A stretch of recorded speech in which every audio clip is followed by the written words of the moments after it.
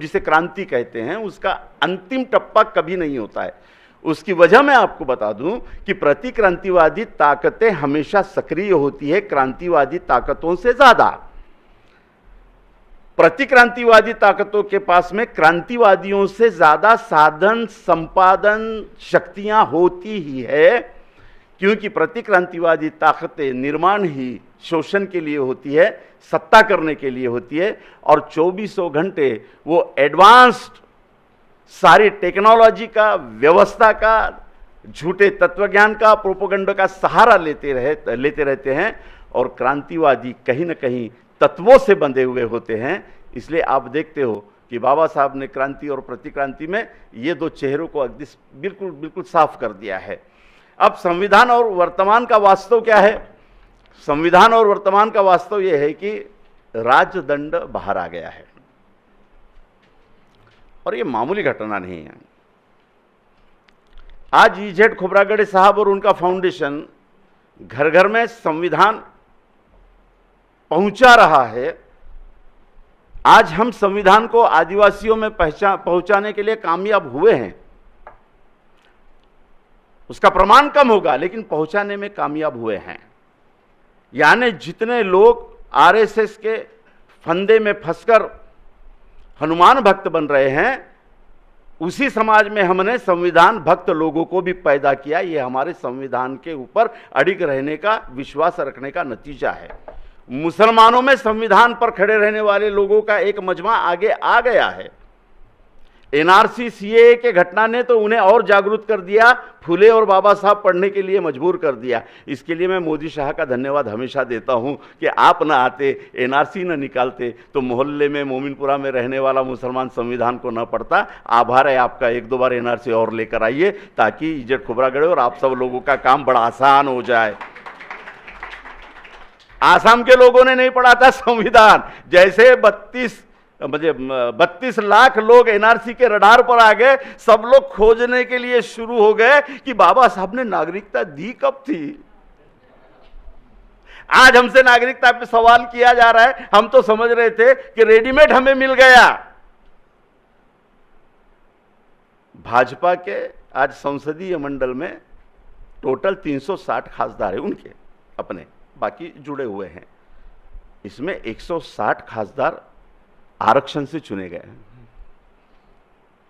और बाबा साहब आंबेडकर जी ने राजनीतिक आरक्षण का निर्माण करते हुए बहुत अच्छा स्टेटमेंट किया था कि नौकरियों का आरक्षण मैं तो केवल इसलिए कर रहा हूं कि पूरा का पूरा प्रशासनिक ढांचा ये मनुवादी नीति पर चल रहा है। पूरा प्रशासनिक ढांचा, उसमें जितनी भी योजनाएं निकलती है उसे पहुंचाने की जिम्मेदारी ये लोग उठा ही नहीं सकते, क्योंकि जो प्रशासकीय ढांचा संविधान के पहले बना हुआ है, महात्मा ज्योतिबा फुले के काल में पहला सर्वेक्षण इस भारत में हुआ है। उसके बाद 1917 में फिलिप्स कमेटी का सर्वेक्षण हुआ है। उस फिलिप्स कमेटी ने बता दिया 1917 में 89% केवल ब्राह्मण जाति का प्रशासन में वर्चस्व है। ये 1917 में डिक्लेयर हो गया। इसका अर्थ ब्रिटिश प्रशासन के जो उच्च अधिकारी थे उसमें 89% केवल एक जाति का ही आदमी बैठा हुआ था।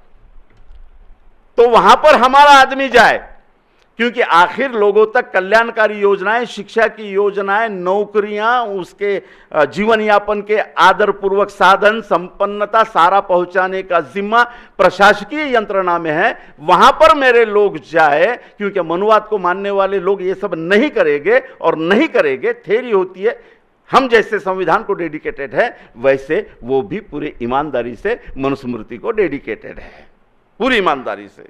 आज इस देश में 1.5 करोड़ फुल टाइमर्स आरएसएस के लोग हैं, जिनका काम है मनुवादी थ्योरी को अलग अलग मार्गों से पहुंचाना, लोगों के ऊपर थोपना। 1.5 करोड़। आरएसएस रजिस्टर्ड संस्था नहीं है, उसकी कोई अकाउंटेंसी नहीं है। 1.5 करोड़ लोगों को फुल टाइम यानी कम से कम 25 से 50 हजार रुपए महीने का पेमेंट है उनका। उनके घर का स्वास्थ्य, राशन, सारी बातें वो देख लेते हैं। ये पैसा आपका और मेरा है जो फुकट में ये खा रहे हैं। इनके पास उत्पन्न का तो कोई साधन है नहीं, कोई फैक्ट्री नहीं है उनके पास।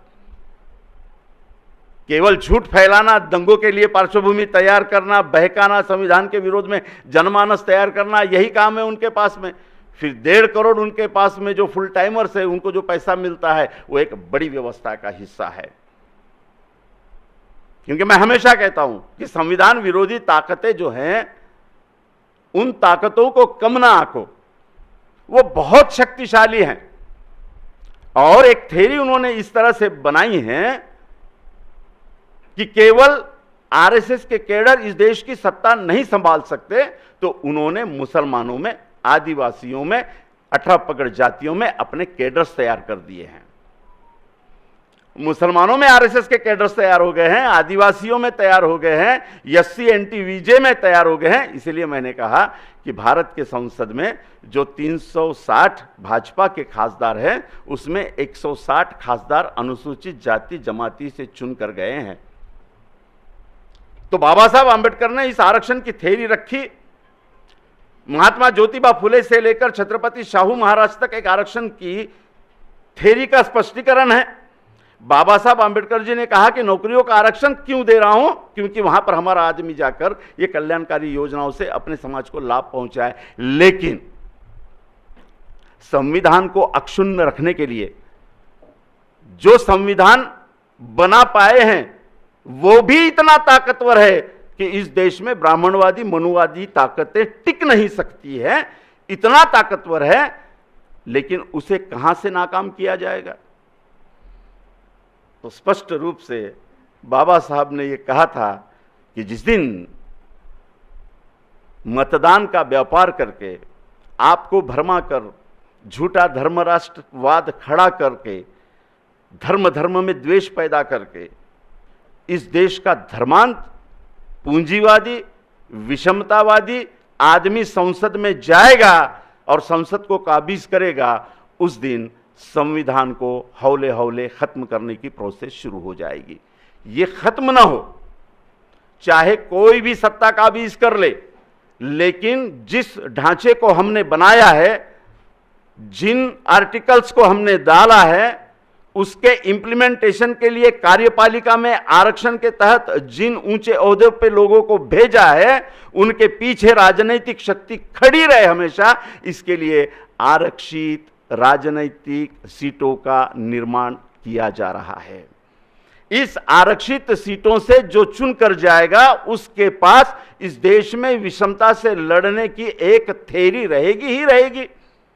जो आरक्षण से चुन के जाएगा, उसको पता होगा कि मैं जिस आरक्षित सीट से जा रहा हूं, उस आरक्षण को पाने के लिए हमारे पूर्वजों ने क्या मेहनत की है, हमारे महापुरुषों ने किन व्यवस्था से संघर्ष किया है, किस धार्मिक राष्ट्रवाद से संघर्ष किया है। उस संघर्ष के बाद, बड़ी मेहनत के बाद, जद्दोजहद के बाद, संविधान को नकारने वाली ताकतें मौजूद होने के बाद में भी संविधान में राजनीतिक आरक्षण की व्यवस्था की गई। और बाबा साहब ने तब स्टेटमेंट कहा था कि कोई कितना भी धर्मांध ताकत वाला आदमी सियासत में चले जाए, वो बगैर आरक्षण से गए हुए खासदारों की, विधायकों की सम्मति के बिना एक भी कानून बना नहीं पाएगा।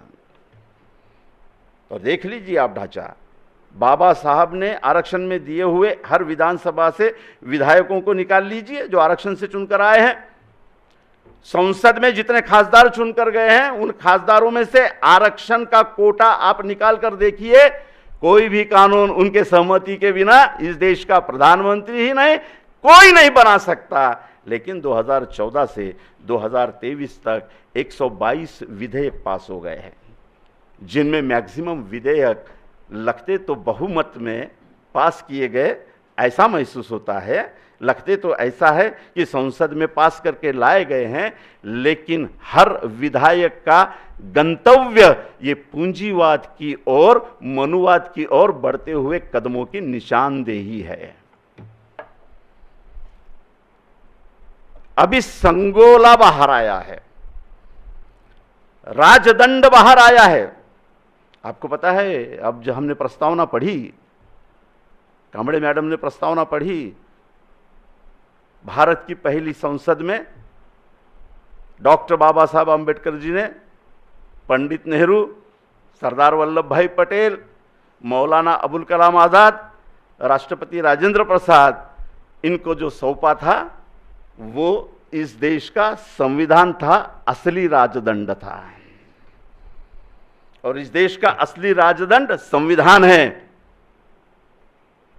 2014 में गफलत नहीं की भाजपा ने, आरएसएस ने कोई गफलत नहीं की। मैं उनकी प्रामाणिकता को कभी कभी सलाम भी करता हूं खोब्रागड़े सर, कि वो कभी कुछ छुपाते भी नहीं है। बहुत क्रिस्टल और क्लियर उनका एजेंडा है। 2009 के मैनिफेस्टो में उन्होंने डाला कि हम भारत के संस्कृति को, प्राचीन संस्कृति को इस देश में अमल में लाएंगे और उस संस्कृति को साझा हो ऐसे संविधान में बदल करेंगे। छुपाया नहीं उन्होंने। 2014 के मैनिफेस्टो में आप देख लीजिए, उन्होंने डाला है कि भारतीय संस्कृति का दर्शन। अब कौन सी संस्कृति, आप सारे बड़े बड़े इंटेलेक्चुअल्स को बताने की जरूरत नहीं है। उनकी प्राचीन संस्कृति, वर्णवाद पे खड़ी हुई संस्कृति, वर्णवाद को पैदा करने वाली, उसका पालन पोषण करने वाली वर्णाश्रम की संस्कृति, गुरुकुल की संस्कृति, आधुनिक शिक्षा प्रणाली में वो सारा दर्शन वो ले आए हैं, उसको इंप्लीमेंट भी कर रहे हैं। उन्होंने कुछ छुपाया नहीं। 2014 के मैनिफेस्टो में भी उन्होंने क्लियर लिखा है कि हम इस देश में अगर सत्ता में आते हैं तो भारतीय संस्कृति को अभिप्रेत इस देश में शैक्षणिक व्यवस्था लाएंगे, अर्थव्यवस्था भी लाएंगे और राजनीतिक व्यवस्था भी लाएंगे। उन्होंने छुपाया नहीं। संविधान ने क्या छुपाया था? संविधान ने भी कुछ नहीं छुपाया। संविधान ने तो इन लोगों के विरोध में क्लियर युद्ध छेड़ दिया। संविधान बिल्कुल क्लियर और क्रिस्टल है। सवाल यह है कि संविधान से लाभ उठाने वाले लोग एक तरफ संविधान से और बाबा साहब की जय करके लाभ उठाते हैं, लेकिन जाते हैं उनके पाले में। इसमें सबसे अगवा अगर कोई होगा तो वो ओबीसी समाज है। इसमें अगर कोई अगवा होगा तो वो ओबीसी समाज है। आज बहुतेरा पट्टा आप झारखंड से ले लीजिए तो उत्तर प्रदेश से ले लीजिए तो हिमाचल, ये पूरे पट्टे में जितने भी आदिवासी बैठे हैं, इनमें मैक्सिमम आदिवासी आज आरएसएस के फंडे में फंस चुके हैं। आज मध्य प्रदेश का बहुतेरा आदिवासी ये उनका पेड और अनपेड दोनों सिपाही बना बैठा है। तो राजदंड बाहर आया। क्या इतिहास है इसका राजदंड का? संविधान पर ज्यादा बोलूंगा नहीं, क्योंकि संविधान की बहुत किताबें उपलब्ध है, 25 रुपये से लेकर 5000 तक, है ना। तो हर घर में संविधान है। फिर 14 में क्या लिखा है, 12 में क्या लिखा है, 56 में क्या लिखा है, 38 में क्या लिखा है, इस पर मैं ज़्यादा समय नहीं गवाऊंगा, क्योंकि वो सब हम आराम से पढ़ लेते हैं। अभी मेरे स्वागत में भी मुझे संविधान की किताबें मिली। मेरे पास में तकरीबन 25 से 30 संविधान पर अलग अलग दृष्टिकोण से लिखी हुई किताबें हैं। मैं आउटर एक वर्तमान के वास्तव में संविधान कहाँ फंसा हुआ है, मतलब संविधान के नाम से कहाँ हमें भरमाया जा रहा है, वगैरह वगैरह बातों पर अपनी बात रखूँगा और उसे सही प्रमाण के साथ में रखने की कोशिश करूंगा। मेरे साथियों, राजदंड का क्या इतिहास है? इजिप्शियन संस्कृति में सबसे पहले राजदंड देखा गया है।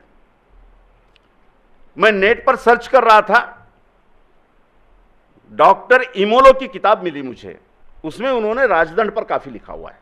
वो कहते हैं मंत्रों से सिद्ध किया हुआ एक ऐसा राजदंड जो ईश्वर की शक्तियों को राजा में निहित कर देता है, और राजा के पास में जब वो दंड आ जाता है तो सारी प्रशासनिक, न्यायिक सारी शक्तियां राजा में निहित हो जाती है और राजा को कोई चैलेंज नहीं कर सकता। इसलिए राजदंड जब राजा अपने हाथ में लेता है तो एक संस्कृत में श्लोक बोला जाता है, वो इजिप्शियन भाषा में था। उसके बाद में जब वैदिक लोग आए तो उन्होंने संस्कृत में इस मंत्र को डाला। क्या है वो मंत्र? जब ये राजदंड राजा हाथ में लेता है तो 3 बार एक बात कहता है कि मुझे कोई दंड नहीं कर सकता, मुझे कोई दंड नहीं कर सकता और मुझे कोई दंड नहीं कर सकता। और वो राजदंड ग्रहण करके सिंहासन पे बैठ जाता है। खेल इसके बाद शुरू होता है। खेल इसके बाद शुरू होता है। यूं ही राजदंड निकाला नहीं गया। जब बाबरी मस्जिद राम जन्मभूमि का आंदोलन चल रहा था, उस वक्त में हम प्रोफेसर बेनूर, डॉक्टर अजीज बहुत तेजी से लिखान कर रहे थे। उस वक्त हमने 1990 में छोटी सी किताब लिखकर ये साबित कर दिया था कि ये चाल भारत के संविधान को और प्रजातंत्र को बहुत अखरने वाली है।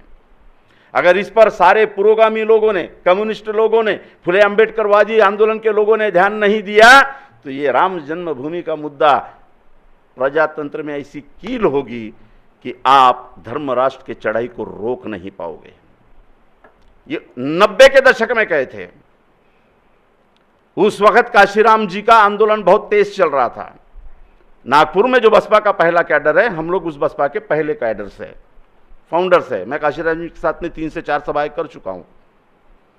पथनाट्य के जरिए हम लोग मंडल आयोग का जागरण किया करते थे। इंसाफ की आंधी नाम की जो पहली पिक्चर काशीराम जी ने बनाई, उसमें दाऊराम रत्नाकर का रोल मैंने किया है, जिसकी 5 लाख सीडीज उस वक्त में निकाली गई थी। उस वक्त में एक स्टेटमेंट से मैं बहुत नाराज हुआ था और मैंने अपनी नाराजगी व्यक्त कर दी थी। कौन सा स्टेटमेंट था? देखिए हम कहां गलत होते हैं, कहां सही होते हैं, आइडियोलॉजिकल स्टेटमेंट कहां देना है और सीधी लड़ाई को कहां राजकीय लड़ाई करके हाथ में लेना है, इस बात का तारतम्य न हो तो उसके नतीजे कैसे भुगतने पड़ते हैं, ये इस बात से इंगित होता है कि 1990-91 के दशक में जब हमने कहा था कि बहुत ताकत से उभर रही है बहुजन समाज पार्टी, सम्माननीय काशीराम जी बाबरी मस्जिद पे स्टैंड लीजिए। क्या स्टैंड लिया? स्टैंड ये था कि वहां ना मंदिर बने, ना वहां मस्जिद बने, वहां संडास बने। ये स्टेटमेंट था। बहुत दुख हुआ था। स्टेटमेंट ये चाहिए था कि भारतीय संविधान के तहत जो सत्य और न्याय होगा, हम उसके बाजू में राजकीय शक्ति करके खड़े रहेंगे। जिस दिन संविधान का निर्माण हुआ उसके 6 दिन पहले बाबा साहब अंबेडकर जी का पुतला आरएसएस ने जलाया था और उसके ही 2 दिन बाद बाबरी मस्जिद में मूर्तियां रखी गई थी, जिसके खिलाफ एफआईआर किसी अरे गहरे ने नहीं, सिर्फ वहां के हेड कांस्टेबल ने दर्ज करवाया था जो नाइट ड्यूटी पर था। उसने खुद कहा था कि ये बाबरी मस्जिद में मूर्तियां इन लोगों ने घुसकर जबरदस्ती रखी गई है। अब आरएसएस के माइंड को पढ़ने में नाकामयाब रहे कि वो क्या प्लान कर रहे हैं, उनका प्लान क्या है। आज किसी माई के लाल में ताकत है राम मंदिर को रोककर दिखाए? आखिर उन्होंने झुका दिया, कांग्रेस को झुकाया, सपा को झुकाया, बसपा को झुकाया, राका को झुकाया। 2 ही पर्याय रखा इस देश में राजनीति का, एक तो सॉफ्ट हिंदू बन के राजनीति करो या कट्टर हिंदू बन के राजनीति करो। और इसमें आवाज दब गई सारी एससी की, इसमें आवाज दब गई आदिवासियों की, इसमें दुम दबाकर अपने मोहल्ले में बैठ गया मुसलमान। राजनीति का केंद्र बनाने में सफल हुए वो। जिस समाजवाद की बोली इस भारत में बोली जाती थी, संविधान के तहत जो बात करते थे, वो समाजवादी लोग भी बोलना शुरू कर दिए कि हम वैसे नहीं हैं, हम अच्छे हिंदू हैं, गलत हिंदू वो है। और संविधान बार बार कह रहा था कि यही झगड़ा है इस देश में। इस देश में सिर्फ भारतीय नागरिक है, ना कोई हिंदू है, ना कोई कट्टर मुसलमान है, ना कोई कट्टर बौद्ध है, ना कोई ईसाई है। ये तेरे घर का मटेरियल है, घर में रख। इस देश में तेरी आइडेंटिटी सिर्फ संविधान के तहत भारतीय है। इसी आइडेंटिटी को खत्म करने के लिए ढंग से संविधान निर्माता डॉक्टर बाबा साहब अंबेडकर जी का पुतला बना जलाकर आरएसएस ने शुरुआत की थी। राजदंड का इतिहास मैंने आपको बताया क्या है। राजा दंड लेकर मंत्रोच्चार के बीच 3 बार कहता है कि मुझे कोई दंड नहीं कर सकता। ना ईडी कर सकती है, ना सीबीआई कर सकता है, ना कोई सर्वोच्च न्यायालय कर सकता है, मुझे कोई दंड नहीं कर सकता। वो सिंहासन पे बैठ जाता है, खेल बाद में शुरू होता है मैडम। पुजारी आता है, पुजारी मंत्रोच्चार के साथ एक छोटी सी लकड़ी रखता है और लकड़ी राजा के सर पर मारकर कहता है कि मैं दंड कर सकता हूं, मैं दंड कर सकता हूं, मैं दंड कर सकता हूं। समझ रहे हैं धर्म संसद का खेल क्या कर रहा है आरएसएस, और किस तरह से संविधान का ढांचा न बदलते हुए संविधान के किसी भी ढांचे को, प्रेम्बल को हाथ न लगाते हुए साष्टांग नमस्कार प्रजातंत्र के मुखिया ने आपके सामने कर दिया। नहीं पढ़ सकता नमाज वहां मियां, नहीं पढ़ सकते आप पंचशील वहां। उस संसद में ये सब नहीं चलेगा। चलेगा तो ब्राह्मण पुजारियों के मंत्रों द्वारा शुद्ध किया हुआ राजदंड, जिसको प्रधानमंत्री साष्टांग नमस्कार करता है। और जिस संसद में बाबा साहब आंबेडकर जी ने संसद के मुखियाओं को जो राष्ट्र ग्रंथ सौंपा था, उसके जगह धर्म दंड राजदंड के रूप में स्थापित हो गया। क्या खतरा है आप समझ लीजिएगा, क्या खतरा बढ़ रहा है इसको आप ढंग से समझ लीजिएगा। इस देश में नए फिलिस्तीन बनने की शुरुआत हो गई है, क्या समझ लीजिएगा। इस देश में एक नए राष्ट्र के निर्माण की प्रक्रिया वे शुरू कर रहे हैं, क्या समझ लीजिएगा। बहुत बड़ा खतरा इस देश के सामने है, संविधान के सामने है। और मजे की बात यह है 18 राज्य भाजपा के पास में नहीं है। बाकी राज्यों में जहां पर है वो 3 राज्य छोड़कर बाकी राज्यों में दूसरों के साथ मिलकर ये सत्ता चला रहे हैं। लेकिन प्रोपेगेंडा और सांस्कृतिक हमला इतना सटीक है कि हमें ऐसा लग रहा है कि देश भाजपा और आरएसएस की विचारधारा ही चला रही है। कर्नाटक में हार के बाद आपने क्या समझा था कि वे खामोश बैठ जाएंगे, वो राजदंड ले आए। आगे आप और कुछ करते हो तो वो ज्ञानवापी मस्जिद में न्यायालय के जरिए शिवलिंग का फव्वारा निकाल लेंगे। लिख लेना आज की तारीख में, 28 तारीख को भाषण दे रहा हूं। इस देश में लोकतंत्र को और संवैधानिक व्यवस्थाओं को डुबाने के लिए जो नियोजनात्मक कार्रवाई वे कर चुके हैं, जो टाइम बॉम्ब्स उन्होंने लगाकर रखे हैं इस देश में, उसकी भी मालूमात हर समाज को होना चाहिए। 111 मस्जिदों की और मुसलमानों के धार्मिक सांस्कृतिक स्थलों की निशानदेही वे कर चुके हैं। और वो कहते हैं कि हमें जैसी जरूरत पड़ेगी वैसे वैसे एक एक पिल्लू हम बाहर निकालेंगे। ये मुसलमानों के खिलाफ चढ़ाई नहीं है। मुसलमान भारत में थोड़ी रहते हैं, भारत में तो शूद्र रहते हैं जो मुसलमान बन गए होंगे। मुसलमान तो अरबस्तान में रहते हैं, इराक में रहते हैं, दुबई में रहते हैं, जहां मोदी जी जाकर बिरयानी नहीं खाए तो भी वेज बिरयानी खाकर आते हैं, वहां मस्जिद में जाकर तारीफ करके आते हैं। शाह जी जाकर वहां पर बड़ी दरगाहों पर चादर भी चढ़ाकर आते हैं। मुसलमान भारत में थोड़ी रहते हैं, भारत में तो शूद्र रहते हैं जो मुसलमान बन गए हैं। भारत में ईसाई थोड़ी रहते हैं, वो तो शूद्र है जो ईसाई बन गए हैं। ईसाई तो अमेरिका में रहते हैं, जो दोस्त होते हैं मोदी जी के, है ना। ईसाई तो ब्रिटेन में होते हैं जो मोदी जी के दोस्त हैं। यहां थोड़ी, यहां तो साले कल के शूद्र बन गए ईसाई। बहुत बड़ा खतरा है। ये सारी बातें संविधान पर जो लोग अड़ी गए उनको समझने की जरूरत है। कैसी लड़ाई है इस देश में। दोबारा सबसे खतरनाक राजदंड किसने निकाला? पुष्यमित्र शुंग ने निकाला है। पुष्यमित्र शुंग जब गादी पर बैठा मगध की, तो मंत्रों से, वेदों के मंत्रों से शुद्ध किया हुआ राजदंड धारण करके मगध के गादी पर बैठा था। मगध के गादी पर कौन सा दंड था? मगध के गादी पर 3 शेरों का अशोक दंड था, जिसे विध्वंस कर दिया गया। अब ढंग से क्रांति और प्रतिक्रांति बाबा साहब की पढ़ेंगे तो आपको समझ में आ जाएगा। आप तो जानकार है सब लोग, आपने पढ़ा भी होगा। तथागत के विचारों से प्रेरित होकर तथागत के मानवतावादी, वर्ण विरहित, जात विरहित समाज व्यवस्था, सांस्कृतिक व्यवस्था को सम्राट अशोक ने अंगीकृत किया, बौद्ध धर्म का स्वीकार किया। और पहली बार बौद्ध धर्म के पास में सैनिक शक्ति आई, राजनीतिक शक्ति आई, आर्थिक तंत्र आया, प्रशासनिक तंत्र आया। विचारों को जब तक राजनीतिक शक्ति नहीं मिलती तब तक विचारों की व्यवस्था निर्माण करने की कोई प्रक्रिया ही शुरू नहीं होती। व्यवस्था विचारों से निर्माण नहीं होती, विचारों से आदमी निर्माण होते हैं। व्यवस्था निर्माण करने के लिए राजनीतिक और सैनिकी शक्ति की निहायत जरूरत होती है।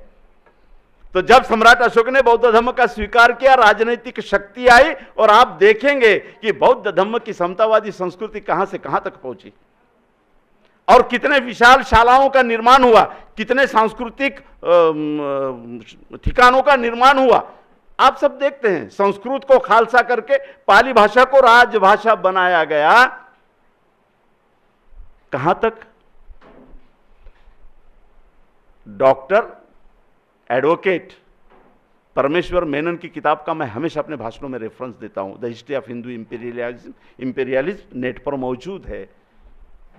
और बाबा साहब के हयात में उसका सेकंड एडिशन लाहौर से निकला था, और बाबा साहब आंबेडकर ने प्रॉपर रेफरेंस वाली किताब करके उसे तारीफ भी की थी। ये परमेश्वर मेनन जो है वो लाहौर के हाई कोर्ट में बहुत अच्छे प्रैक्टिशनर थे।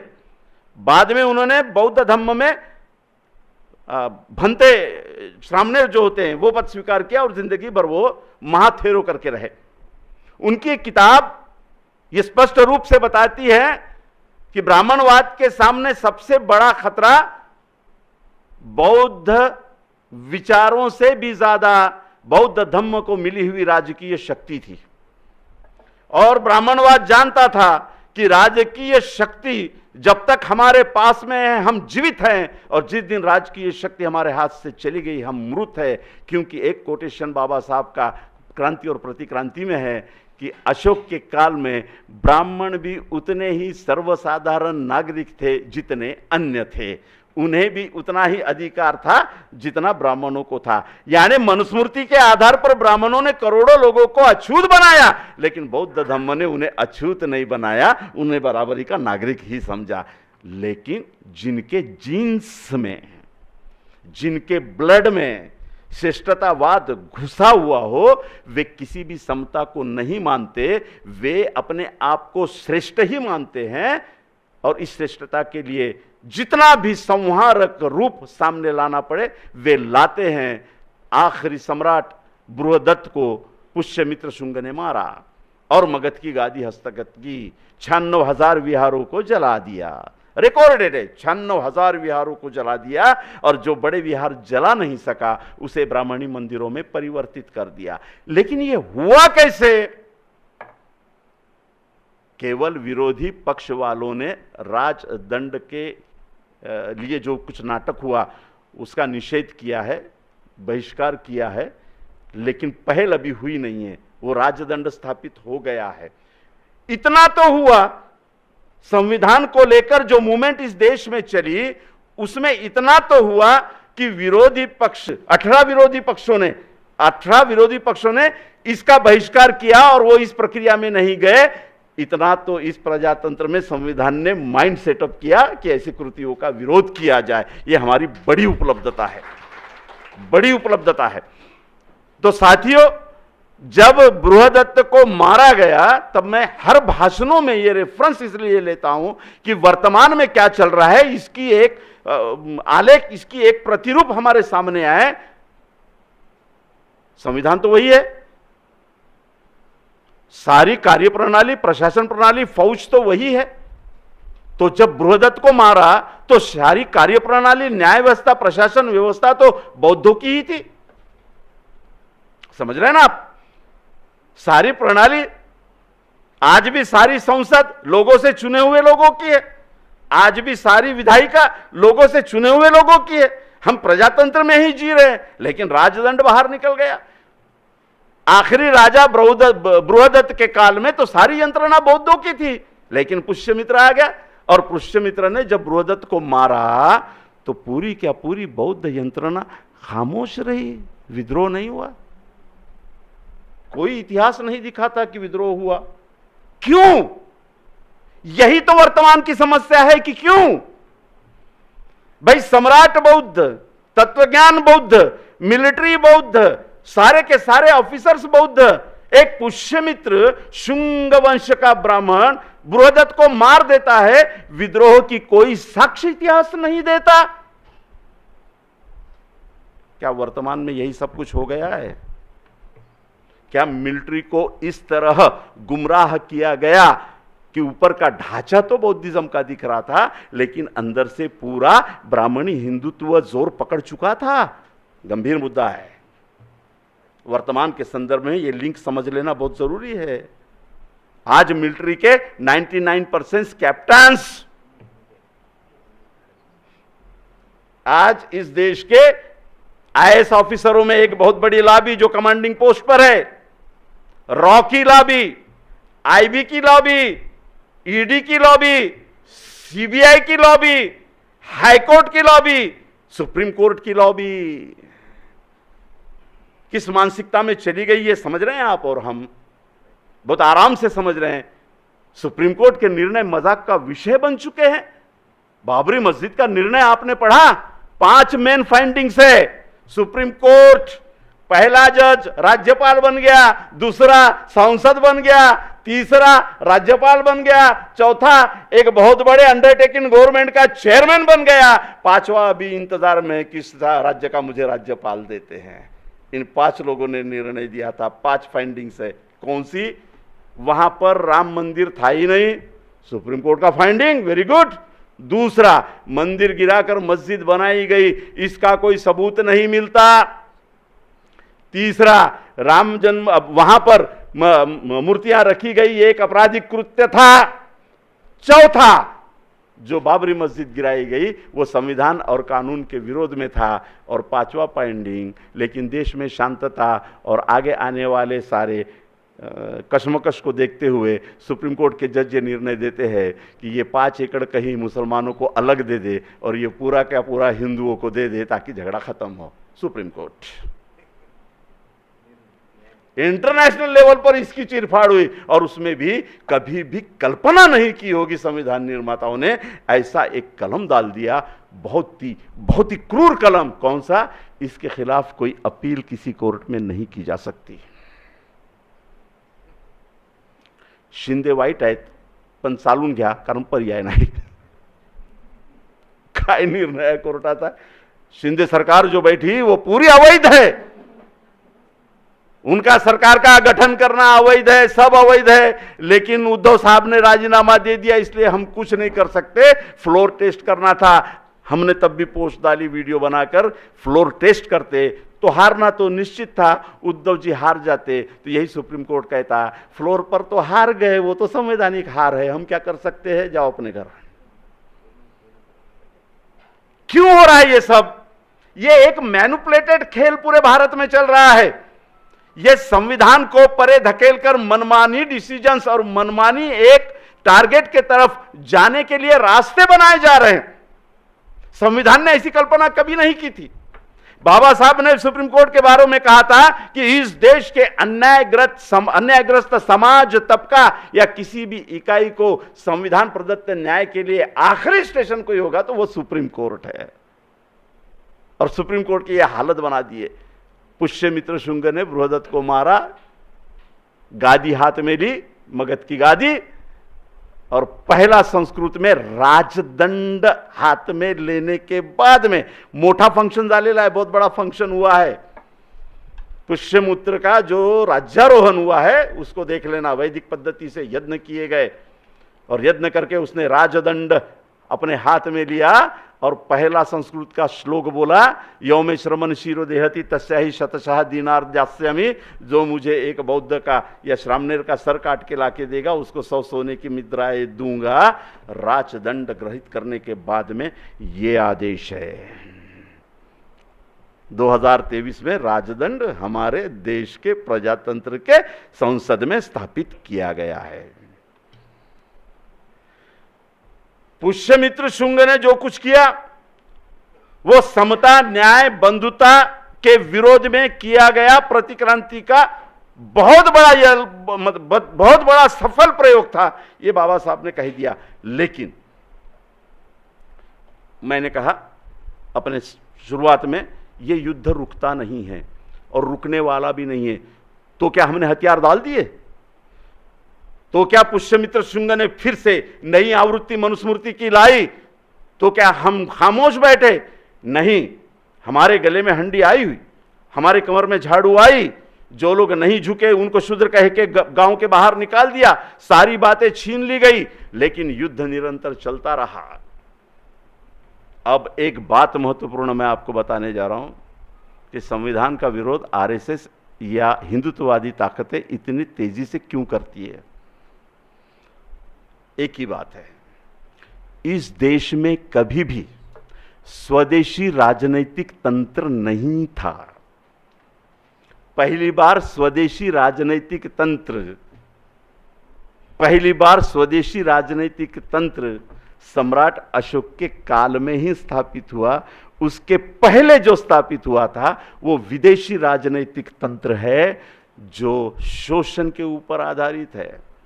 इस देश में जितने भी लोग आए, मुगल आए, तुर्क आए, पठान आए, हून आए, सबके पास में उनका विदेशी राजनीतिक तंत्र था। पुष्यमित्र के बाद में इस देश में देशी राजतंत्र रहा ही नहीं है, विदेशी राजतंत्र रहा है। देशी राजतंत्र के नाम पर आर्यों ने बनाया हुआ मनुस्मृति पर आधारित राजतंत्र रहा है, जिसमें इस देश के 90% लोगों को शस्त्र विहीन, संपत्ति विहीन, राजकारण से बाहर, धर्म कारण से बाहर कर दिया गया। तब से लेकर संविधान की निर्मिति तक इस देश का 90% ये जो समाज है जो बाहर कर दिया गया था वो राजतंत्र का हिस्सा नहीं था। बाबर आया, कितने लोगों को लेकर आया? 300 लोगों को लेकर आया, सम्राट हो गया इस देश का।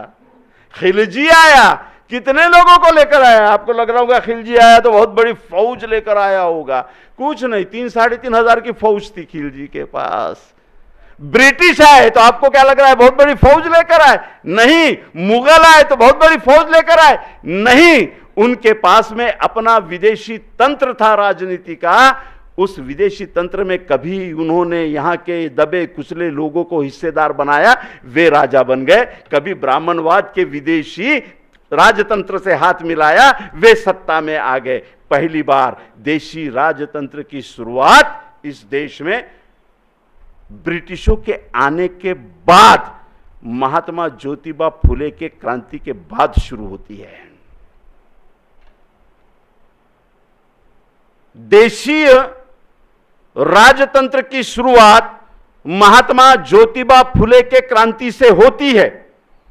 महात्मा ज्योतिबा फुले ने देश के 18 पगड़ जातियों को शिक्षा, राजनीति, नौकरियां, यहां पे सहभागिता मिले, इस बात का आंदोलन चलाया। किसानों को उसके अनाज का मूल्य मिले, इस आंदोलन को चलाया। 1857 का युद्ध हुआ।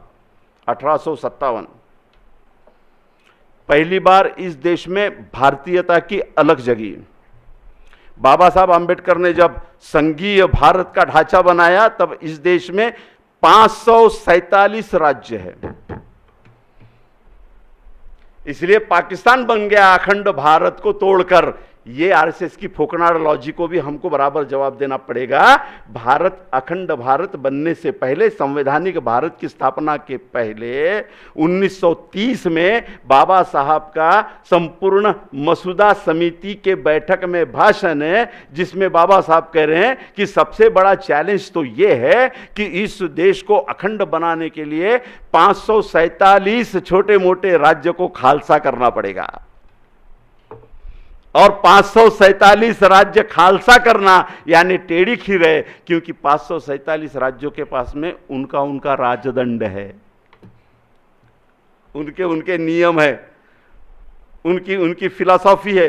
इन सबको एक भारतीय संघीय ढांचे में लाना टेढ़ी खीर है, लेकिन बाबा साहब ने वो किया और भारत के अधीन सारे राज्यों को विलीन करके भारत का एक गणराज्य राष्ट्र निर्माण का पूरा क्या पूरा बीड़ा सफल किया है मेरे साथियों। और ये संविधान के तहत ही किया।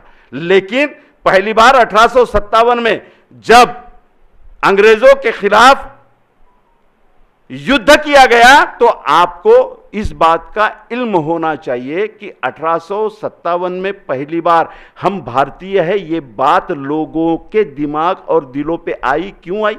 अचानक नहीं हुआ। वो कारतूस में सुअर की चर्बी लगी थी, गाय की चर्बी लगी थी, फिर पांडे जी खड़े हो गए, फिर रहीम भाई खड़े हो गए और युद्ध हो गया, ऐसा नहीं है। 1857 तक पिछले 4 सालों में, 1857 से पहले 4 सालों में 40 बड़े युद्ध, 40 बड़े उठाव ब्रिटिश शासन के खिलाफ हो गए थे। उसकी वजह थी ब्रिटिशों ने जिस अर्थनीति को अमल में लाया था, उसके बिलोचिए, उसके मीडिएटर भारत का वैश्य वर्ग और अपर कास्ट हिंदू वर्ग था, जो भारत के जाति, जनजाति और 18 पगड़ जातियों के व्यवसाय को खालसा कर उनको लेबर बना रहा था। उनको लेबर बना रहा था, वे मालक थे। जिस तरह से कपड़ा नीति लाई थी, यहां का कासार, यहां का कोष्टी, यहां का अंसारी मर रहा था, यहां का कपड़ा बिक नहीं रहा था, और कपड़ा बनाने वाले लोग अपने कारखाने बंद करके ब्रिटिशों के कारखाने में मजदूर बनकर जा रहे थे। किसानों का आंदोलन, फकीरों का आंदोलन, सन्यासियों का आंदोलन, संपत्ति के लिए जंगल एक्वायर किए जा रहे थे, जैसे समृद्धि मार्ग के लिए किया गया, जैसे पुल बनाने, ओवरफ्लाई बनाने के लिए किया गया। इस देश का 41% जंगल साफ हो गया। ये महामार्गों के और पुल के चक्कर में 41% जंगल इस देश का खत्म हो गया। पार्टियों को बहुत पैसा मिला, 5 स्टार उनके ऑफिसेज बन गए, लेकिन गांव का विभाजन हो गया। रहदारी से जो ग्रामीण क्षेत्र की अर्थनीति चल रही थी वो खत्म हो गई। पान ठेले, चाय टपरी वाले गांव के वो जो किनारे पे बैठे हुए दुकानदार हैं, ये सारी इकोनॉमी खत्म हो गई। क्यों हिंदू समाज का पिछड़ा समाज विमनस्क अवस्था में पहुंचा है, और विमनस्क अवस्था में पहुंचे हुए इस समाज को हम लोग संविधान की तरफ मोड़ने के लिए ज्यादा साधन नहीं होने से नाकामयाब हो रहे हैं। इस विमनस्क अवस्था को धर्मांधता में डुबाने के लिए उनके पास में साधन ज्यादा होने से वे कामयाब हो रहे हैं। जो आदमी आर्थिक और सामाजिक दबाव में रहता है, उसे धर्मांधता की तरफ ले जाना बहुत आसान होता है। 1857 में यही स्थिति थी। फिर 1857 का नेता किसे बनाया गया? नेता बहादुर शाह जफर को बनाया गया। किसने बनाया? 63 रियासती इकट्ठा आकर ब्रिटिशों के खिलाफ उठाव करते हैं। 63, और 63 में लगभग 40 रियासतें हिंदुओं की है, हिंदू राजा है। हिंदू राजा 40 हैं, और बचे हुए 23 जो है वो मुसलमान हैं। लेकिन नेता किसे बनाते हैं? बहादुर शाह जफर को बनाते हैं, क्योंकि बहादुर शाह ये हिंदुस्तान का राजा घोषित होता है, मुसलमान करके नहीं, और हिंदू राजा जो शामिल होते हैं वो हिंदू करके नहीं। एक विदेशी ताकत ब्रिटिश हमारे देश में बैठी हुई है, उसे हकालना जरूरी है। ये बात दिलो दिमाग पर पहुंचाने के लिए इस देश में बहुत बड़ी क्रांति चली है। आदिवासियों में जागृति चली है, मुसलमानों में जागृति चली है, हिंदू समाज के जाति जमाती में जागृति चली है, और 1857 का बंड हुआ है। अब 1857 के बंड के वक्त महात्मा ज्योतिबा फुले जिंदा है। महात्मा ज्योतिबा फुले का इस देश के बहुजनों को अधिकार और हर क्षेत्र में प्रतिनिधित्व का आंदोलन ब्राह्मणवाद के खिलाफ चल पड़ा है। शिक्षा के लिए वो आंदोलन चल पड़ा है। 1857 के युद्ध में ब्रिटिश पहचान जाते हैं और ब्राह्मणवाद पहचान जाता है कि पहली बार भारत की जनता युद्ध में उतरी है। ध्यान में लेना, इस लिंक को जरा ध्यान में लेना कि 1857 में पहली बार भारत के जन समूह ने एक युद्ध में, जिसको हम राजनीतिक युद्ध कहते हैं, उसमें पदार्पण किया है। और ब्राह्मणवादी ताकतें चौंक जाती है कि ये तो खतरा है, ये तो बहुत खतरा है। हम जिस आइडियोलॉजी पर चल रहे हैं उस आइडियोलॉजी को तो ये खतरा है। तो क्या हुआ? 1857 के बाद एक बड़ी कादंबरी इस देश में आती है जिसका नाम है आनंद मठ। कौन लाता है वो? बंकिम चंद्र चटर्जी। कितने साल के बाद में लाता है? इधर 1857 का युद्ध खत्म होता है और 8 साल के भीतर ये कादंबरी आती है। इस कादंबरी का प्रकाशन ब्रिटिश प्रिंटर्स कर रहा है, ब्रिटिश कंपनी उसको पब्लिश कर रही है, और बंकिम चंद्र चटर्जी युद्ध क्रांतिकारी ब्रिटिशों के विरुद्ध में कर रहे हैं। और आनंद मठ में पहली बार हिंदू राष्ट्र का मॉडल रखते हैं। ये समझ लीजिएगा, संविधान पर आने से पहले ये पार्श्वभूमि जानना बहुत जरूरी है। मुझे वक्त दे रहे हो ना, मैं बोलता चलूं। साथियों, आनंद मठ में पहली बार हिंदू राष्ट्र का मॉडल रखा गया और किसे चुना गया? युद्ध ब्रिटिशों से चल रहा है। आनंद मठ में 100 साल पहले, 50 साल पहले एक नवाब का राज था बंगाल में, उसको मॉडल बनाते हैं बंकिम चंद्र और कहते हैं कि ये जो मुसलमान राजा है ये हिंदुओं पे अत्याचार कर रहा है, इसलिए इस मुसलमान राजा के खिलाफ, उसकी इस्लामिक संस्कृति के खिलाफ सन्यासी लोग बंड कर रहे हैं, ये कादंबरी में बताता है। और ये बंड करने वाले हिंदू राष्ट्र का जयगान करते हैं, मुसलमानों का संहार करते हैं, मुसलमानों की बस्तियों को जलाते हैं। आप पढ़ लीजिए कादंबरी। और जब मुसलमान पूरी तरह नस्त नाबूद हो जाते हैं तो उनके बस्ती में एक ऐसा राख का ढिगार बनाकर उस पर भगवा ध्वज लगाते हैं और हिंदू राष्ट्र की घोषणा करते हैं। यह है बंकिम चंद्र के चटर्जी के आनंद मठ की थीम। लड़ाई किसके विरोध में चल रही है? ब्रिटिशों के विरोध में। लेकिन यह आनंद मठ लिखने वाला बंकिम चंद्र चटर्जी युद्ध दिखा रहा है मुसलमानों का हिंदुओं के विरोध में, हिंदुओं का इस्लाम के विरोध में। और आश्चर्य होगा आपको, अभी कल परसों 6 दिन पहले आप साहब को पता होगा 124 उपसचिव और उस दर्जे के लेटरल एंट्री से भर्ती हो गए लोग। 124 पोस्ट भर दिए गए, कोई यूपीएससी की एग्जाम नहीं। मेरिट किसने ठहराया? इन्होंने ही। अनुभव के आधार पर और मेरिट के आधार पर अपॉइंटमेंट्स दे दिए गए। और 124 में यस्सी नहीं है, एंटी नहीं है। अब मुसलमानों का तो नाम भी मतलब, वो तो है ही नहीं। भाजपा के पूरे खासदारों में एक भी मुसलमान नहीं है, वो अलग ही फंडा है। ठीक है, 124 में पूरे सवर्ण है, ओबीसी भी नहीं, 2 है सिर्फ। अब दो भी ओबीसी कैसे आप समझ सकते हो? वो राजदंड को उन्होंने साफ करके लाया था, चमका के। पॉलिश कमी झालं म्हणे, आम्ही अजून पॉलिश लावून। ये 124 हो गए। आपको आश्चर्य होगा, इस देश में पहली लेटरल एंट्री बंकिम चंद्र चटर्जी की है। चटर्जी ने कोई भी एग्जाम जज का नहीं दिया, कोई भी एग्जाम पास नहीं किया। बंकिम चंद्र चटर्जी के आनंद मठ आते ही ब्रिटिशों ने डेप्यूटी जज करके इसको डायरेक्ट अपॉइंटमेंट दिया। ये पहली लेटर एंट्री है इस भारत में। और उसके बाद आनंद मठ की सफलता देखते हुए डायरेक्ट सेशन जज का प्रमोशन दिया विदाउट एग्जामिनेशन। क्योंकि हिंदू मुस्लिम ध्रुवीकरण को वो जिस तरह से बैठक चाह रहे थे, वो बैठक आनंद मठ में बंकिम चंद्र ने दे दी। और वहां से हिंदू और मुसलमान 2 कौमों का झगड़ा, जो कभी भी इतिहास में पहले नहीं मिलता, वो शुरू हो गया। आपको आश्चर्य लगेगा कि आखिरी चैप्टर जहां पे क्लोज होता है, वहां पर एक छोटा सा पैराग्राफ जोड़ा है आनंद मठ में बंकिम चंद्र ने। क्या जोड़ा है? बड़ा मजेदार किस्सा है ये। वो ये जोड़ा है कि सारे सैनिक हिंदू राष्ट्र के खड़े हैं, सारे सन्यासी खड़े हैं और अपने नेता को सवाल कर रहे हैं कि हमने मुक्त कर दिया मुसलमानों से हमारे हिंदू राष्ट्र को, अब ब्रिटिशों से लड़ाई है, इन्हें भी भगाना होगा, बताइए क्या करे।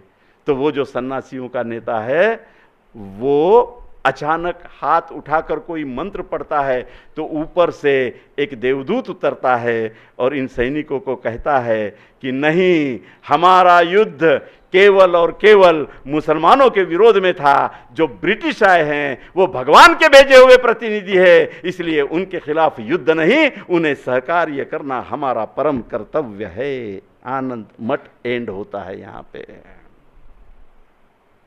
और इसी आनंद मठ की सुधारित आवृत्ति कहां आई? आनंद मठ में एक ही शत्रु है, कौन? मुसलमान। 1927 में वीदा सावरकर 6 सुनहरी पाने लाते हैं और 6 सुनहरी पन्ने में वो और पुरस्कृत और आधुनिक पद्धति से हिंदू राष्ट्र की ये रखते हैं, नींव रखते हैं, लेकिन इसमें शत्रु का दायरा बढ़ा देते हैं। आनंद मठ में केवल मुसलमान हैं, 6 सुनहरी पन्ने में हिंदू राष्ट्र के 3 दुश्मन हैं, मुसलमान, ईसाई और खोबरागड़े,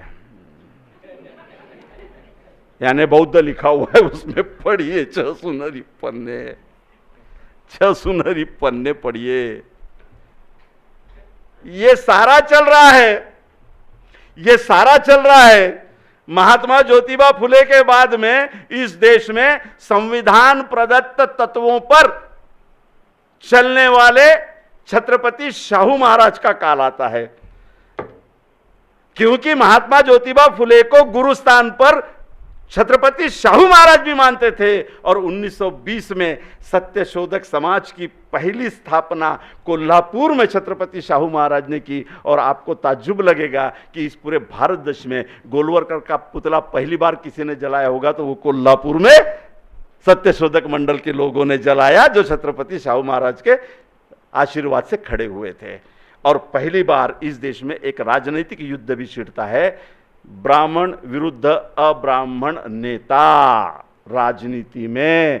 और पहली बार शाहू महाराज अब्राह्मणी नेताओं को जमा करके कहते हैं कि इस देश में अगर बहुजनों को न्याय देना होगा तो राजनीति के सत्ता में अब्राह्मणी लोगों को जाना जरूरी है। और पहली बार अब्राह्मणी राजनीतिक व्यवस्था के लिए एक बहुत बड़ा संगठन शाहू महाराज कोल्हापुर में खड़ा करते हैं। और ब्राह्मणी नेतृत्व वर्सेस अब्राह्मणी नेतृत्व, ये राजनीतिक युद्ध शुरू हो जाता है। इस पार्श्वभूमि में बाबा साहब अंबेडकर जी का पदार्पण होता है। अब इतना बड़ा कैनवास आप देख लीजिए कि पुष्यमित्र का राजदंड लाना, बौद्ध संस्कृति को खत्म कर देना, उसके बीच में 600 साल तक 700 साल तक इस देश में ब्राह्मणवाद को कोई चैलेंज नहीं होना, इन 700 सालों के बीच मुसलमानों का इस देश में आना, समता पर आधारित उन्होंने एक संस्कृति लाई। इस देश के कुंभी माली तेली महारमांग उस समता के संस्कृति को हाथ में लेते हुए मुसलमान बने। क्रिश्चियनों ने एक समता की संस्कृति लाई, शिक्षा के द्वार खोले, कुंभी तेली महारमांग चमार ये सारे मुसलमान बने। महात्मा ज्योतिबा फुले ने अखंड लिख लिया कि मोहम्मद झाला दहा मर्द खरा त्यागिले संसारा सत्यासाठी, खोटा धर्म सोडा सांगे जगताला जन्म घालविला ईशापाई, आर्य धर्म भंड इस्लामे फोडिले ताटात घेतले भेद नाही, कुणबी माडी तेली महार मांग चांबाराशी गणी भाऊ छातीशी लाविती मस्जिदीत नेती समता दाविती, म्हणून इस्लाम नावे बोंब मारती आर्य भट्ट ब्राह्मण। क्रिश्चियनों के बारे में पहली बार महात्मा ज्योतिबा फुले ने लिखा की ब्राह्मण ख्रिश्चनांच्या विरोधात याच्यासाठी ओरड करतात की काहीही का असो ना, पण ख्रिश्चनांनी अस्पृश्य लोकांसाठी 18 पगड जातींसाठी शिक्षणाची दारं उघडली, म्हणून शत्रू म्हणून ख्रिश्चनांना हे ब्राह्मण पाहतात। लेकिन कैसा है ब्राह्मणवाद का जाल कि आज चर्चों पे हमले हो रहे, उनके संस्थानों पे हमले हो रहे हैं, लेकिन ब्राह्मणों की पहली पीढ़ी जितनी भी बैरिस्टर बनी एक भी गुरुकुल में नहीं सीखा। सारे के सारे रानडे से लेकर तो लोकमान्य तिलक तक, राजा राम मोहन राय से लेकर तो इधर में कुरुंदवाड़ तक सारे के सारे लोग क्रिश्चियनों के मिशनरी में पढ़कर ही बैरिस्टर बने हैं। और आज जिन मदरसों पे ये हमले कर रहे हैं आपको आश्चर्य लगेगा, राम मोहन राय से लेके महात्मा गांधी तक सारे के सारे मदरसे में पढ़कर अव्वल नंबर के इंटेलेक्चुअल बने। कैसा बदला लेते हैं, काम निकाल लेते हैं और काम निकल जाने के बाद में उन संस्थाओं पे हमला करते हैं। क्या किया बौद्ध विहारों के साथ में, परमेश्वर मेनन की किताब एक बार पढ़िए। परमेश्वर मेमन कहते हैं कि सम्राट अशोक के अंतिम काल में जिन बुद्ध विहारों से वैज्ञानिक मानवतावाद का प्रक्षेपण होता था, जिन बुद्ध विहारों से मानवीय तत्व ज्ञान को रखा जाता था, ये खतरनाक इंस्टीट्यूशन है, ये ब्राह्मणवाद ने पहचाना। और सम्राट अशोक के अंतिम काल में लगभग 88% 88% बौद्ध विहारों का ताबा ब्राह्मणों से धर्मांतरित श्रामणों ने ले लिया था। 88% बौद्ध विहारों का ताबा ब्राह्मणों से धर्मांतरित श्रामणों ने ले लिया था। और उन्होंने ताबा लेकर उन विहारों से अंधश्रद्धा रखना शुरू किया, दैववाद रखना शुरू किया, बौद्ध विचारों को चार फाड़ किया, हीनयान लाया, महायान लाया, बौद्ध के तत्वज्ञान और आचरण को छोड़कर मूर्ति पूजा का स्तोम शुरू कर दिया। और यही नहीं, उस काल में बुद्ध के नाम से यज्ञों का भी शुरुआत कर दी। ये है उनकी प्रतिक्रांति की। क्या ये मौलाना नहीं बने होंगे? क्या ये पादरी नहीं बने होंगे? हमारे पिछवाड़े से जो गैस निकाल रहे तो पादरी बन की तो निकाल रहे लोग। ये जो इस्लाम ने समतावाद रखा उसको अंधश्रद्धा में डुबाने के लिए ये मौलाना नहीं बने होंगे? अमीबा अपेक्षा भयानक प्राणी है। अमीबा भी आश्चर्यचकित होगा कि सारा मैं जितने रूप नहीं ले सकता इतने रूप ये लेता है। ये कुछ भी कर सकते हैं अपनी सत्ता के लिए, ये कुछ भी कर सकते हैं। क्यों? नथुराम ने सुनता नहीं की थी? क्यों नथुराम गोडसे ने टोपी और दाढ़ी नहीं ली थी? अभी अभी नांदेड़ में बम स्फोट हुआ, आप तो शायद हो गए उस वक्त में साहब कहीं ना कहीं, या पता नहीं। नांदेड़ में बम स्फोट हुआ, पकड़े गए वो आरएसएस के तीनों चारों कैडर बजरंग दल से जुड़े हुए। जब खोज की गई तो 100 से ज्यादा दाढ़ियां, 100 से ज्यादा टोपियां, लुंगियां, क्या नहीं करते। असीमानंद का बयान नहीं सुना आपने? कोर्ट में दिया असीमानंद ने बयान कि हां हमने मुस्लिम वेश धारण करके मुस्लिमों को बदनाम करने के लिए बम विस्फोट किया। कोर्ट के सामने दिया हुआ बयान है। तो साथियों, इतना भयानक खेल है इस देश में। तो बाबा साहब आंबेडकर आते हैं और संविधान निर्मिति की शुरुआत हो जाती है। अब क्या होता है? स्वतंत्र, न्याय, समता, बंधुता, इसके पहले कोई भी देशीय संरचना नहीं है, देशीय राजकारण नहीं है। बाबा साहब आंबेडकर जी जिस संविधान के तरफ बढ़ रहे हैं वो संविधान भारत में पहली बार देशीय रचना को स्थापन कर रहा है। क्या होती है देशीय रचना? देशीय रचना ये होती है कि शासन प्रशासन राजनीति में हर देशीय बांधव का समावेश, जो ब्राह्मणवाद के विदेशी रचना में नहीं बैठता। मनुस्मृति की रचना ये देशीय रचना नहीं है। वो 4 वर्णों में विभाग कर केवल ऊपर के वर्ण को सारी सत्ता सौंपने वाला ढांचा है जो विदेशी राजतंत्र का ढांचा है। संविधान का ढांचा ये देशीय राजतंत्र का ढांचा है। तो देशीय राजतंत्र में देश के तमाम लोगों को इन्वॉल्व करने के लिए सबसे पहले लड़ाई जो लड़ी बाबा साहब ने, वो 1928 में मतदान की लड़ाई लड़ी। इस देश में मैं बार बार कहता हूं कि गांधी जी से जब बाबा साहब की बहस हुई तो गांधी जी को कहा था कि मुझे मातृभूमि नहीं है। मैंने हर भाषण में इस स्टेटमेंट को इस्तेमाल किया। आज भी मैं कहता हूं कि जब बाबा साहब ने यह कहा था कि मुझे मातृभूमि नहीं है, तब वो केवल सिंबॉलिक स्टेटमेंट था, वो केवल अस्पृश्यों के लिए नहीं था। क्योंकि 1928 में और देश आजाद होने के पहले तक, संविधान अपने देश में लागू होने के पहले तक इस देश में केवल 11% लोगों को मतदान का अधिकार था। जिसे मतदान का अधिकार ही नहीं है उसकी मातृभूमि हो ही नहीं सकती। एनआरसी ने तो यही कहा ना, शाह ने और अमित जी ने, तुम्हारे पास में अगर भारतीयता का प्रमाण पत्र नहीं है और कागज नहीं है तो तुम्हें मतदान का अधिकार नहीं मिलेगा, तुम्हें कोई योजना नहीं मिलेगी, तुम बैंक अकाउंट नहीं खोल पाएंगे, तुम प्रवेश नहीं कर पाओगे, इवन आप पुलिस स्टेशन में जाके कंप्लेंट नहीं कर पाओगे, किसी न्यायालय में कोई कोर्ट केस दाखिल नहीं कर पाओगे, क्योंकि आप भारत के नागरिक नहीं हो। तो बाबा साहब कह रहे हैं कि मुझे मातृभूमि नहीं है। तो बाबा साहब चीख कर इस देश के उन 90% कुंभी, माली, तेली, 18 पगड़ जाति के धनगर मुसलमानों को कह रहे, अरे तुम्हें मातृभूमि नहीं है, क्योंकि जो राजतंत्र चल रहा है उसने तो तुम्हें मतदान का अधिकार ही नहीं दिया है। तो बेवकूफो, तुम्हारी धरती है कहां? ये तमाम मुसलमानों को, तमाम आदिवासियों को, तमाम 18 पगड़ जातियों को, लोगों को पहली बार मातृभूमि तभी मिली जब बाबा साहब ने प्रौढ़ मताधिकार के तहत इस भारत के तमाम नागरिकों को मतदान का अधिकार मिला दिया। उसी दिन हमें भारत नाम की मातृभूमि मिली है। इतना बड़ा काम संविधान ने किया है। क्यों है ये लोग संविधान के विरोध में? क्यों है ये लोग संविधान के विरोध में?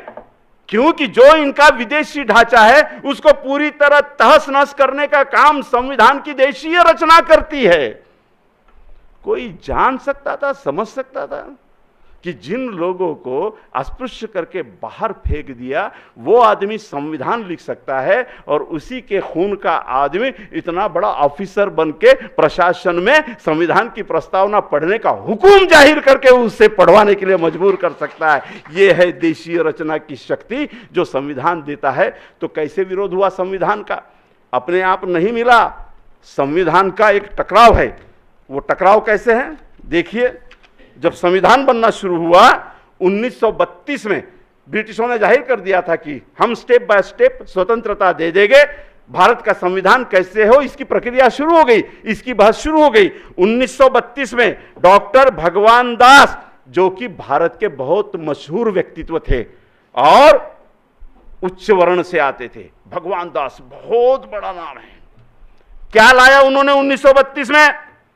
मनु की आदर्श समाज रचना नाम का ग्रंथ लाया, जिसे ब्राह्मणी प्रचार यंत्र ने राष्ट्र ग्रंथ करके प्रचारित किया। चैलेंज ध्यान में ले लीजिए, 1932 में ब्रिटिश इंडिया काउंसिल में भारत को आजादी देते वक्त संविधान का निर्माण कैसे हो इस पर चर्चा चल रही है। मसूदी समिति का गठन तो बाद में हुआ, लेकिन ब्रिटिश इंडिया कॉन्स्टिट्यूशन के अंदर ही, उस संसद के अंदर ही भारत के संविधान निर्माण की चर्चा शुरू हो गई थी, जिसे बाबा साहब आंबेडकर लीड कर रहे थे, अपने बातों को रख रहे थे और एक बहस चल पड़ी थी कि आजाद होने वाले भारत का संविधान कैसे होगा।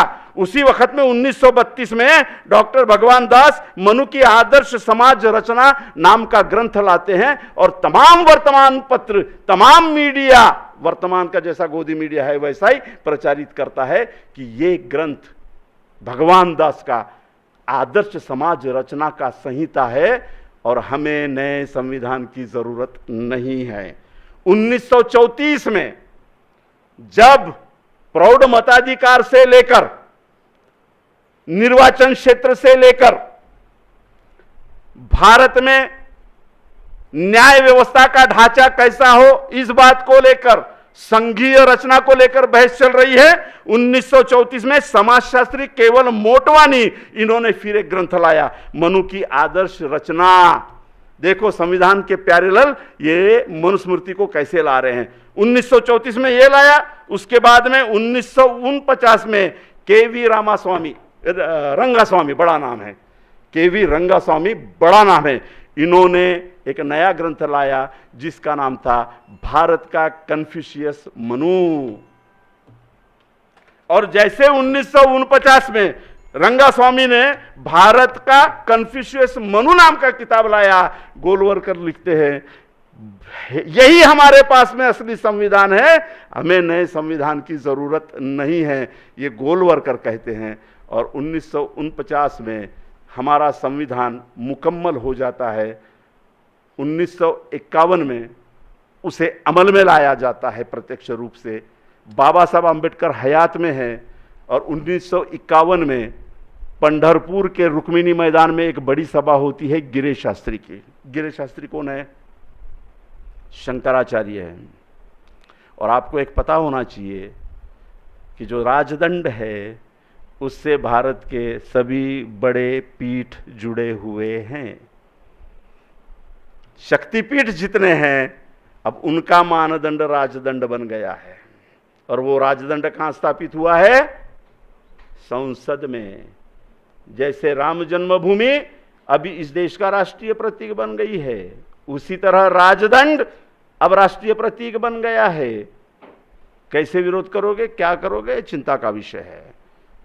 तो 1951 में बाबा साहब आंबेडकर हयात में है, रंगास्वामी की 25,000 की सभा हो रही है और रंगास्वामी गिरीश शास्त्री शुरुआत कर रहे हैं अपने भाषण की, गिरीश शास्त्री अपने प्रवचन की शुरुआत कर रहे हैं और यूं कर रहे हैं कि हमने सुना है भारत में एक नया संविधान आया है, हमने सुना है, जबकि लागू हो गया है। तो अभी गिरीश शास्त्री रुक्मिणी मैदान में कह रहे हैं कि हमने सुना है भारत में एक नया संविधान आया है, लेकिन हमें यह संविधान मंजूर नहीं है। क्यों? क्योंकि इसे एक शूद्र ने लिखा है। भरे मैदान में अभी बागेश्वर कह रहा है, क्या कह रहा है? हिंदू राष्ट्र बना के रहेंगे। वो इतना शक्तिशाली चमत्कारी है कि कल परसों स्टेटमेंट दिया केवल भारत नहीं पाकिस्तान में भी हिंदू राष्ट्र बना देंगे। हमने कहा कि जरा एम्पलीफायर बढ़ाओ चमत्कार का, अफगानिस्तान का को छोड़ना, इराक का को छोड़ना, 8 साले को सभी को बना देना और वहां पे आश्रम बना के अपने रामबाल पाल और आसाराम सब वहां पे पैदा करो। ये बड़ा खतरनाक खेल चल रहा है। 51 में कह रहे, चैलेंज देखो संविधान को, 51 में हकीकत में चैलेंज बाबा साहब हैं, भारत की सरकार बैठ गई है, पहली केंद्रीय सरकार, और ये गिरीश शास्त्री कह रहा है कि हमें ये मंजूर नहीं है।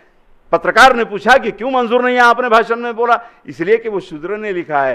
तो पत्रकार कहता है कि आप बाबा साहब अंबेडकर जी को मिले हो, कभी देखे हो? तो कहते हैं कि नहीं मिला और ज़रूरत भी नहीं है। तो पत्रकार कहता है कि आप जानते हो दुनिया के चंद इंटेलेक्चुअल में बाबा साहब सबसे ऊंची इंटेलेक्चुअलिटी पर हैं।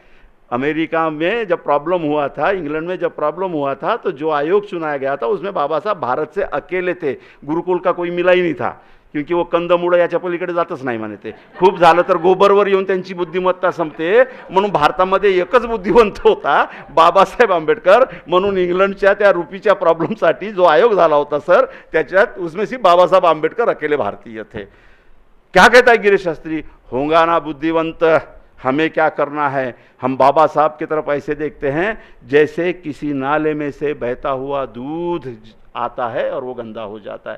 काय मानसिकता आहे संविधानाच्या विरोधी असलेल्या लोकांची आणि काय शक्ती आहे लक्षात घ्या। 1922 में पोद्दार नाम का शख्स पैदा होता है, हनुमान प्रसाद पोद्दार। कौन है ये? इस देश में जितने भी पूंजीवादी बैठे हैं, चाहे बिड़ला हो, अरे हो एक मैं भूल गया, आज कितना अच्छा फोटो था पता है, पूरे क्या पूरे मंत्रोच्चार वाले निर्वाचित सरकार के प्रतिनिधि, आज निर्वासित होते थे, अब मोदी जी ने निर्वाचित सरकार के प्रतिनिधि बनाया। क्या चित्र है इस भारत में, दंड लेके हमारे मोदी जी चल रहे हैं और पीछे में लोकसभा का अध्यक्ष ओम बिड़ला चल रहा है। प्रजातंत्र की नींव, संविधान की नींव किस तरह खोखली की जा रही है, कर दी गई है। इस बात को बड़े गंभीरता से सारे समाजों ने सोचने की जरूरत है कि कौन सा खतरा हमारे सामने खड़ा हुआ है। साथियों, राजदंड का मसला इतना आसान नहीं है। तो 1951 में इन्होंने ये बात कही बाबा साहब के हयात में कि हमें यह संविधान मंजूर नहीं है। अब लड़ाई असली तब शुरू हो जाती है जब संविधान अमल में आ गया। संविधान अमल में आते से ही पहली बार इस देश में आदिवासी, अनुसूचित जाति, जमाती, जनजाति के लोग सत्ता में आना शुरू हो गए। 1922 में हनुमान प्रसाद पोद्दार ने गीता प्रेस की स्थापना की, कल्याण मासिक की स्थापना की और संविधान के विरोध में, नए भारत के विरोध में यलगार खेला। और आपको ताज्जुब होना चाहिए कि पहले ही स्ट्रोक में गीता प्रेस में 17 लाख कॉपियां गीता की निकाली। प्रोडक्शन कॉस्ट था अगर 1 रुपया तो बाटी 10 पैसे में, और अभी तक 27 करोड़ कॉपियां प्रोडक्शन कॉस्ट से भी 60, 70, 80% कम में, कई जगह मुफ्त में ये बांट चुके हैं। और हनुमान प्रसाद पोद्दार अपने भाषणों में कहते थे कि छुआछूत और अस्पृश्यता ईश्वर निर्मित है, वर्ण व्यवस्था ईश्वर निर्मित है। और गीता प्रेस का उद्घाटन गुरु गोलवलकर ने किया और गीता प्रेस को फाइनेंसर कांग्रेस के महामहिम पंडित, क्या नाम था उनका, बता रहा हूं आपको, पंडित मदन मोहन मालवीय इसके फाइनेंसर थे।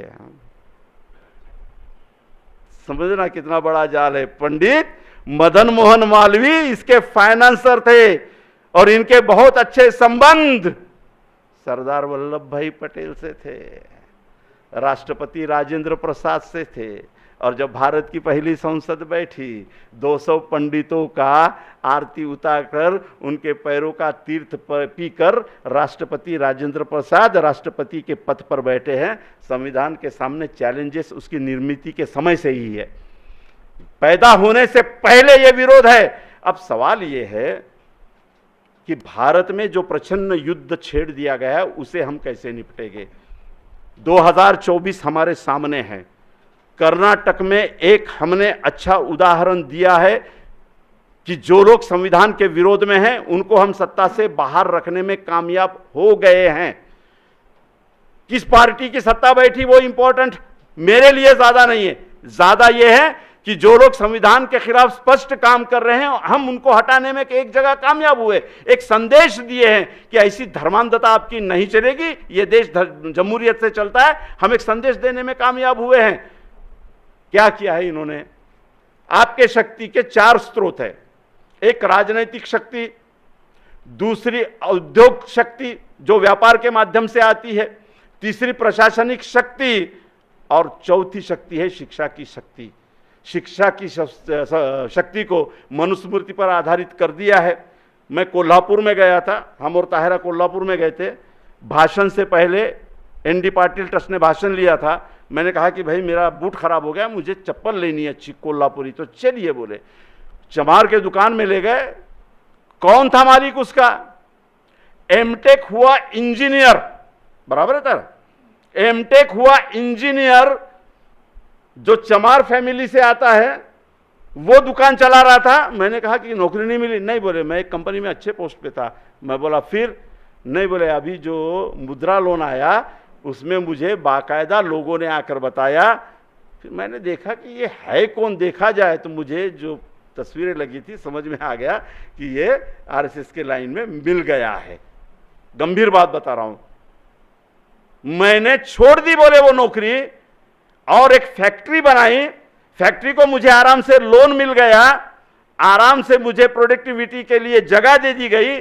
मेरा जो प्रोडक्ट है वो देश में ही नहीं विदेश में भी बिकता है और कम से कम 12 से 13 लोग मेरे यहाँ पे काम करते हैं। बोला 12 से 13 लोग कौन है? तो बोले सब मेरे जाति के भाई है, क्योंकि ये काम तो मेरे जाति के लोग ही अच्छा कर सकते हैं। तो मेरे फैक्ट्री में जूते चप्पलें क्वालिटी वाइज बनती है, मैंने ट्रेडमार्क बना लिया है।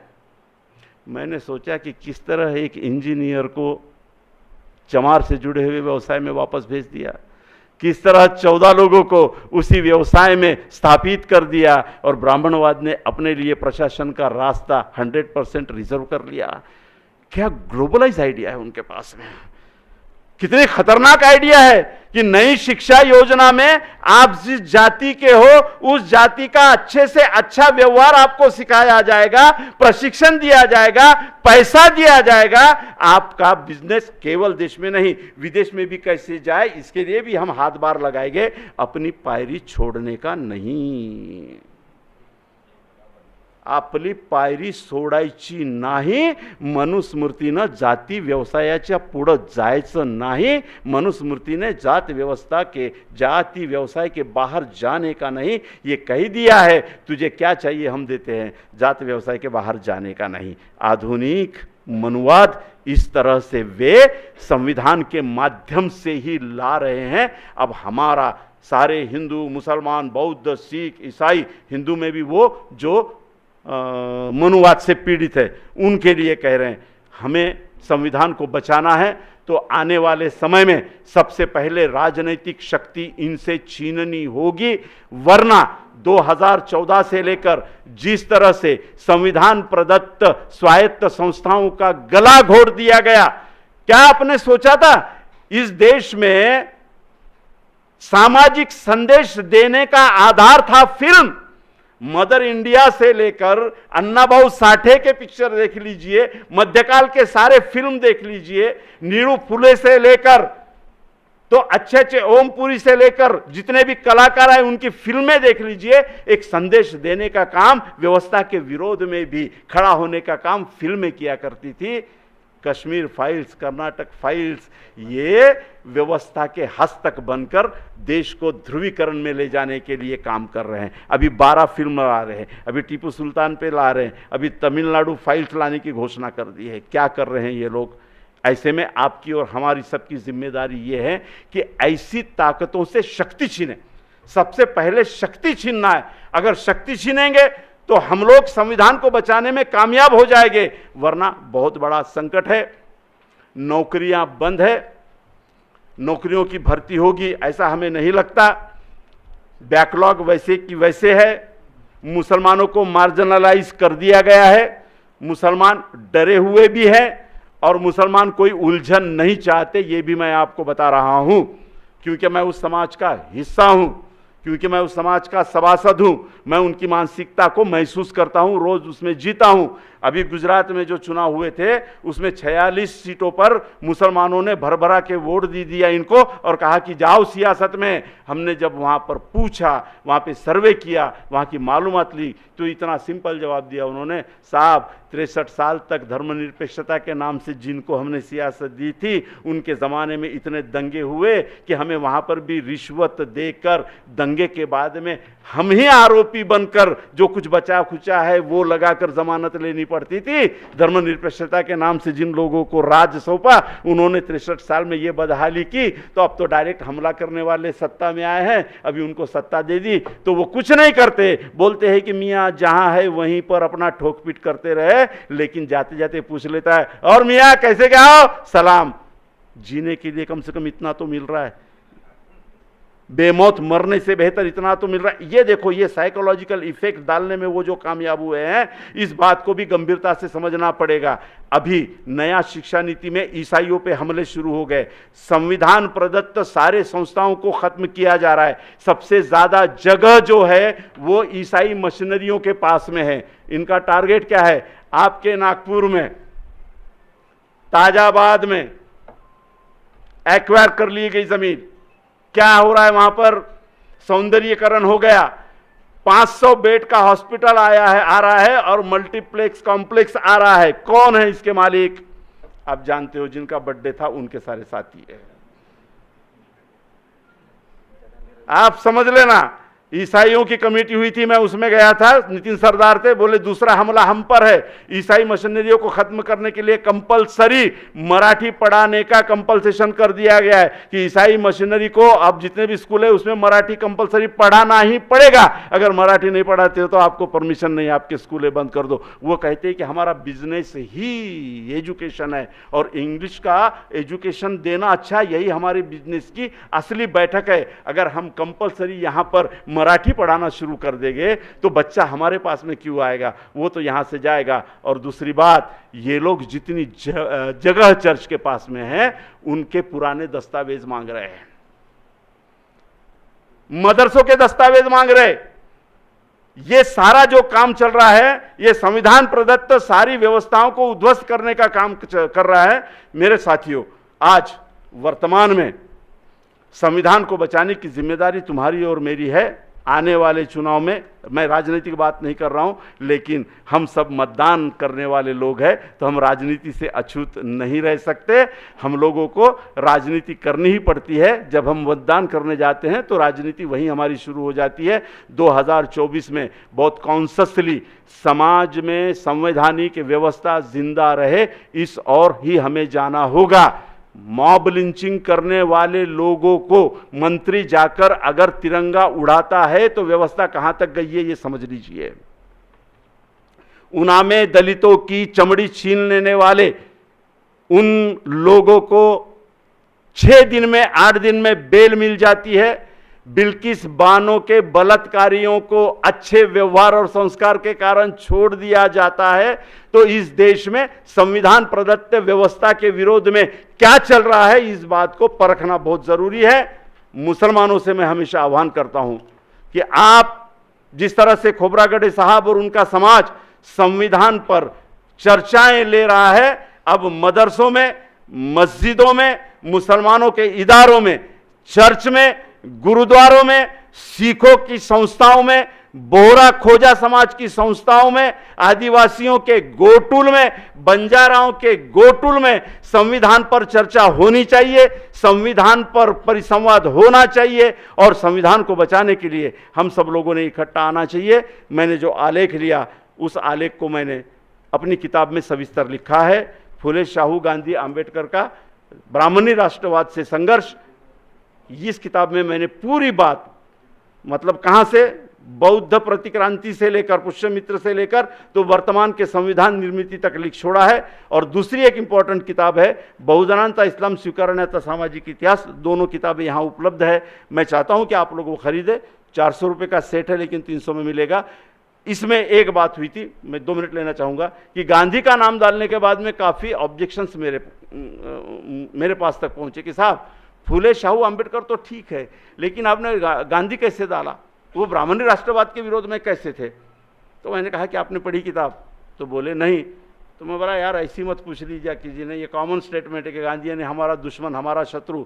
थोड़ा सा आइडियोलॉजिकली आगे चलिए, थोड़ा सा आइडियोलॉजिकली कुछ हम इंप्रूव हो सकते हैं क्या देखिए, बहुसंख्यकों के गणितों के तरफ बढ़ सकते हैं क्या देखिए। जब ब्राह्मणवाद अपने मोहन भागवत से मौलाना इलियास के पास जाकर ये कहलवा लेता है कि तुम्हारा और हमारा डीएनए एक है, यही कहा ना मौलाना इलियास के पास जाकर मोहन भागवत जी ने यही कहा ना कि हमारा तुम्हारा डीएनए एक है। हमने कहा कि धर्म व्यवस्था को चाहने वालों का डीएनए एक हो सकता है, लेकिन तुम्हारा डीएनए संविधान को चाहने वाले लोगों से नहीं मिलता, हमारा डीएनए अलग है, हमारा डीएनए अलग है, तुम्हारा अलग हो सकता है। गांधी जी की महत्ता ये है, बाबा साहब और गांधी जी का विरोध वैचारिक था ही था, उसमें कोई मतभेद नहीं है, लेकिन गांधी जी की हत्या करने से पहले नथुराम ने क्या कहा उसे जरा समझ लीजिए, उसे भी तो पढ़ना होगा। नथुराम ने ये कहा है, उसका स्टेटमेंट पढ़ लीजिए, न्यायालय में दिया हुआ उसका पूरा क्या पूरा स्टेटमेंट है, वो भी ढंग से पढ़ लीजिए। गोलवलकर ने उस हत्या के बाद में क्या लिखा था उसे भी पढ़ लीजिए। वो साफ कहते हैं कि जिस हिंदू राष्ट्र की तरफ हम बढ़ रहे थे उसको बर्बाद करने का काम गांधी ने किया। जिस स्वराज्य की मांग हम कर रहे थे वो स्वराज तिलक बोल रहा था कि हमारा स्वराज्य है स्वराज्य आमचे है, हमारा है, इसमें दूसरे की हिस्सेदारी नहीं। गांधी ने नमक का आंदोलन खड़ा करके, मजदूरों का आंदोलन खड़ा करके, नील का आंदोलन खड़ा करके कॉमन मजदूर को, 18 पगड़ जाति के आदमी को स्वराज्य के आंदोलन में ला लिया। ये उसने सबसे बड़ी गलती की, ये सारा उल्लेख मर्डर करने वाले लोगों ने कहा है। और दूसरी आखिरी बात कहता हूं कि स्वराज्य हिंद में आरएसएस पर हमला करते हुए गांधी ने कहा है कि आरएसएस का हिंसक राम इस देश के लिए सबसे खतरनाक है। और गांधी ने कहा था कि मैं जिस राम की कल्पना करता हूं वो मेरा आत्मा का राम है, और आरएसएस जिस